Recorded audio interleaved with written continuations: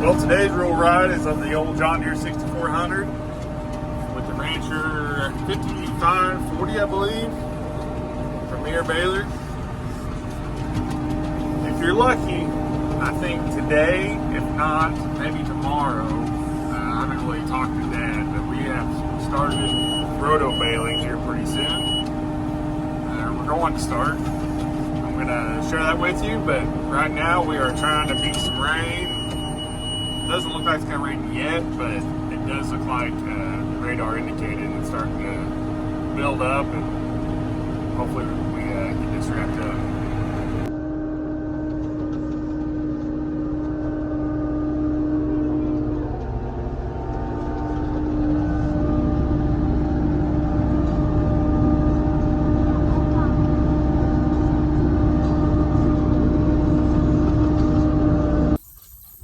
Got two roto-balers going. I'm gonna get you some video of that and take you guys along.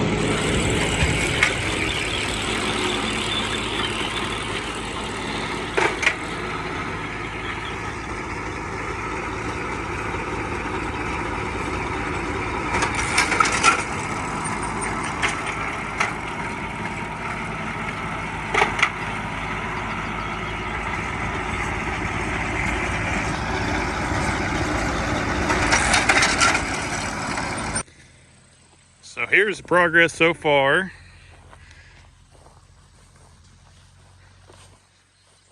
With roto-baling, you just don't want to take down all 40 acres at once. So mow a few rounds, bale a few rounds. That's kind of slows the process down, but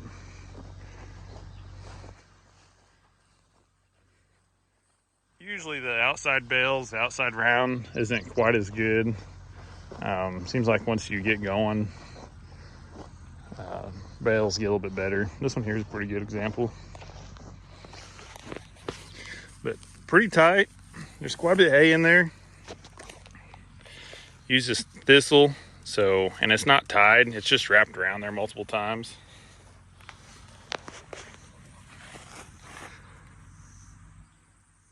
So come winter time, once the cows unroll that, they can digest it just fine. There is no problem with that. They're plenty heavy. I don't know if they're 80 pounds or so.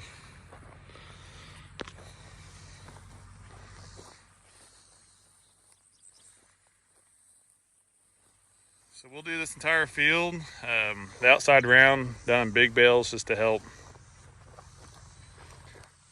get the baler around.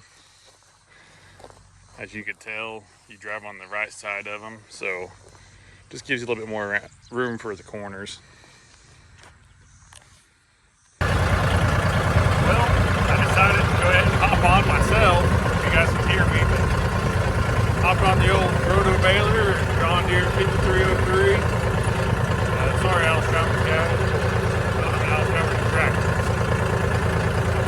Sorry, the IH guys. I'm an IH guy. Hey, but yeah.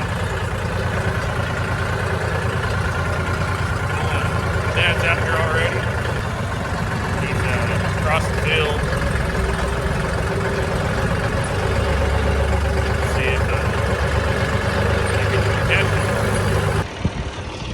So on these, they have a jack that actually raises, lowers the header. Run it pretty well all the way down. I don't like to put a little bit.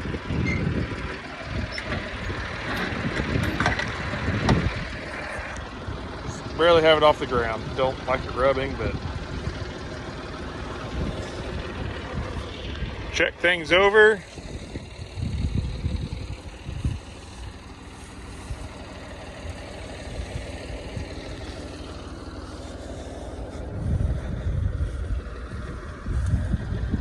One thing about these, there's grease zerks everywhere. And I mean, almost everywhere. There's a couple up there and one there. So, see how she goes. There's Dad across the field. Here's the progress so far.